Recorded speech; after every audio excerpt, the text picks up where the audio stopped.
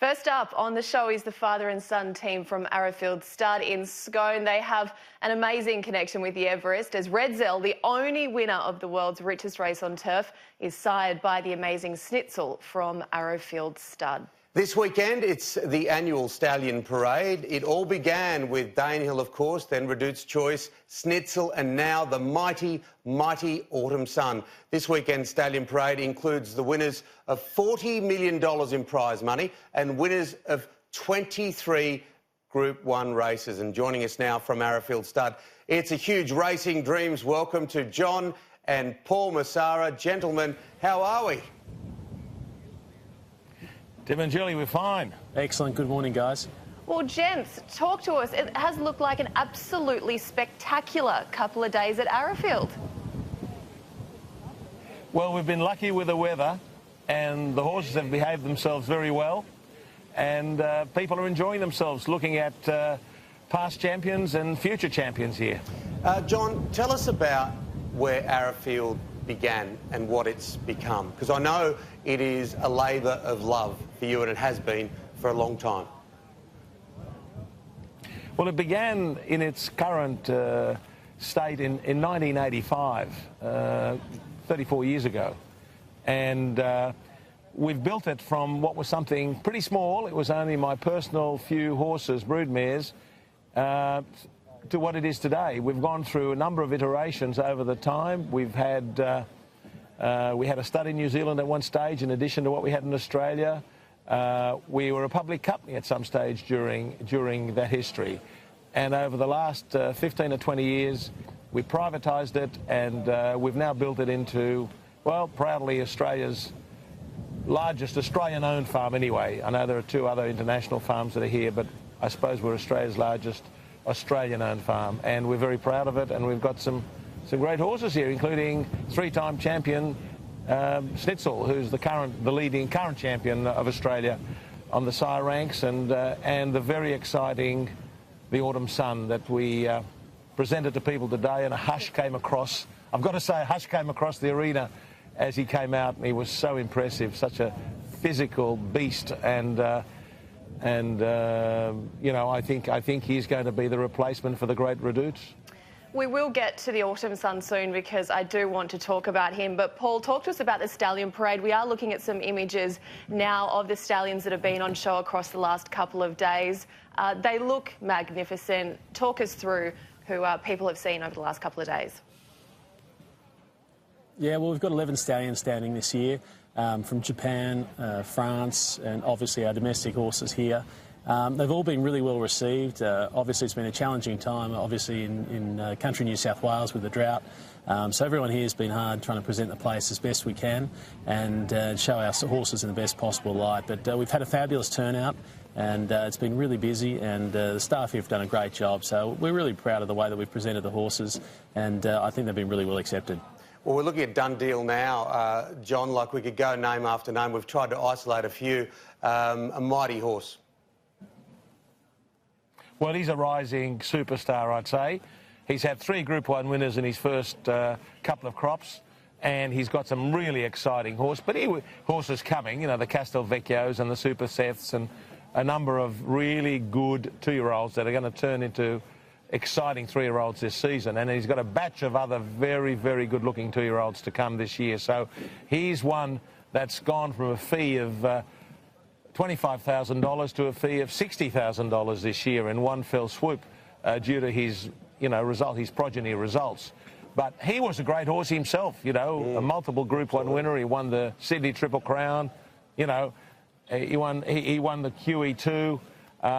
Magnificent animal, and he's turning out to be an equally good stallion, so he's an exciting one for us. Of course, we are looking at pictures of Snitzel now too, Paul. I mean, what a remarkable stallion he is. He just looks magnificent. Listen, he's an amazing horse. We're very fortunate to have him. Obviously, 3 championships now in a row. which is a very hard thing to do. It's been quite some time since that's been done before in Australia. He's an amazing horse. He's got amazing fertility, and thankfully for us, a libido to match. So he makes our job quite easy during the breeding season. But he's going to have another busy season this year with a couple of big books coming through of high-quality mares. So we're hoping he'll be champion Stallion again for the next couple of years to come. I want to ask you, John, about Danehill. Before I ask you that question, I want to ask, who runs this show? Father or son? Son or father? Because I know you guys... you can Definitely father. Well, look, I think I run it and he thinks he runs it. So we're both happy, OK? I love it, I love it. And I love the way that you guys all have a lot of fun in and around it as well.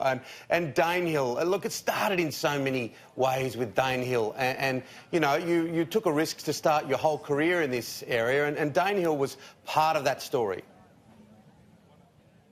Yeah, very much so. In 1989, we were looking for a descendant of Northern Dancer, who was the super sire of the world at that stage. And we zeroed in on Danehill as the one that would suit Australia. And he was only a 3-year-old in training at that stage in the UK. And we made an offer for him and we bought him. And we shared him with Coolmore, who came into the ownership. And he proved to be a life-changing... That proved to be a life-changing investment.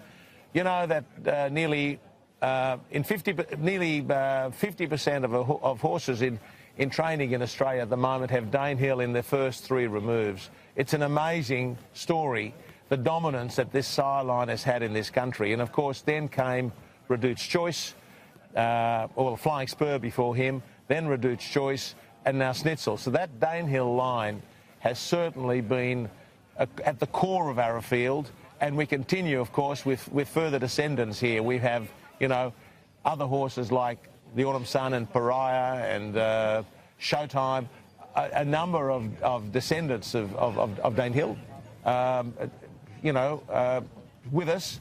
And we've had enormous success with that sire line. And while we're looking all the time for an outcross, because so many of Australia's mares have got Danehill in them and need an outcross, we still haven't found one that's going to be anything near as good as Danehill. So we've got one leg in the Danehill camp, and of course we've got another leg looking for outcrosses, and that's the story behind those Japanese stallions that we've brought in.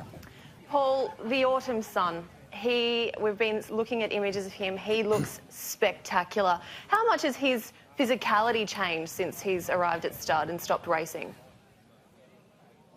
Oh, he's done unbelievably well. So I think when you think about it, he went on from a late 2-year-old career straight into the spring 3-year-old career, and then almost immediately, probably with only a fortnight off, was once again training for his autumn career as a 3-year-old. So he never got much of a break. He's had the opportunity now to really have quite a few months off and let down, and he looks fantastic. So he's really thickened up and strengthened. I know we had Chris Walla here yesterday, who was just hoping that we'd be able to put him back on a flight and send him back down to Rose Hill, and he could start again this year. So he had one look at him and couldn't believe how well he developed. So it's just that situation of time. And when those young horses are in training, they never get much of a break, and it's hard to grow and train at the same time. So now with the little break that he's had, he looks magnificent, and he really does fill the eye. Everyone that's here, when he comes out in our parade, he's last on the list, and the phones all go up. Everyone's taking photos and videos and tweeting and texting and all that type of thing. So he's certainly a fan favourite, and he's a horse that really does fill the eye. Oh, he's a very handsome young man, isn't he, the Autumn Sun? And John, he almost gave you heart palpitations. It's extraordinary to think that he only raced for such a short time, and 5 Group 1s. 5 Group 1s. Yeah, 9 starts, Tim. That's all he had.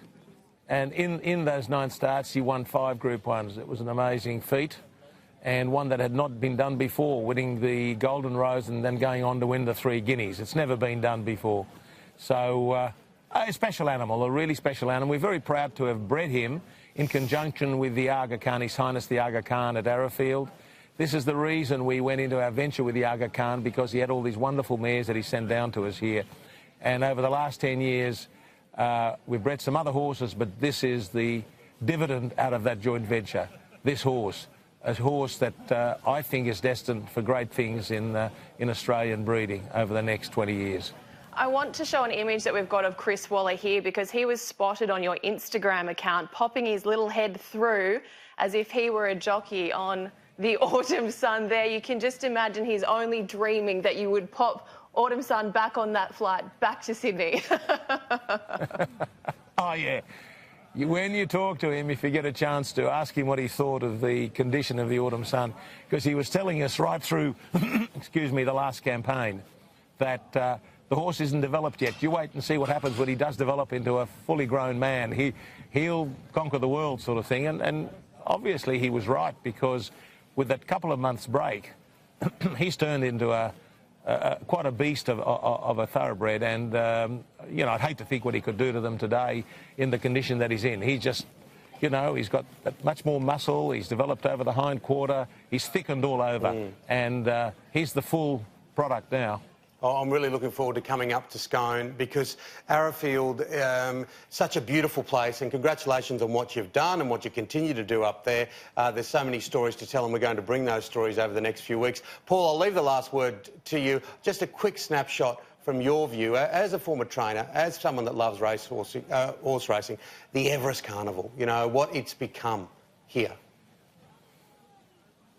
Oh, listen, I think it's amazing. I think the relevance of the Everest is so great right now, particularly with all the horses are really well known. Being a 6 furlong race, sprint distance, they're all local horses. So unlike the Melbourne Cup, you know, obviously it has a lot of overseas horses coming in with from a whole lot of different form lines from all over the world.